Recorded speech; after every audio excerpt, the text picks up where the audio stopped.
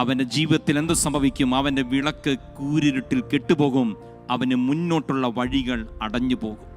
ഈ വചനത്തിനകത്ത് എൻ്റെ ജീവിതത്തിന് മേൽ അങ്ങനെയുള്ള ഏതെങ്കിലും സാഹചര്യമുണ്ട് എങ്കിൽ അത് ഏറ്റുപറയും, കർത്താവേ, ഇത് എൻ്റെ ജീവിതത്തിൻ്റെ ഭാഗമാ.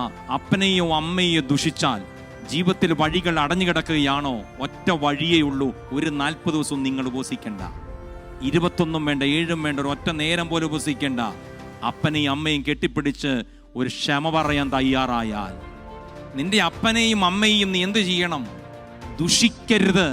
ദുഷിച്ചാൽ നിന്റെ വിളക്ക്, നീ അന്ധകാരത്തിൽ തപ്പിത്തടഞ്ഞ് നടക്കുമ്പോൾ ദൈവമേ എന്നൊന്ന് വിളിച്ചാൽ ഒരു വെളിച്ചം നിനക്ക് കാണാൻ കഴിയില്ല, ഒരു വഴി നിനക്ക് കാണാൻ കഴിയില്ല, ഒരു പ്രതീക്ഷയ്ക്കുള്ള സാധ്യത നിങ്ങളുടെ മുമ്പിലില്ല.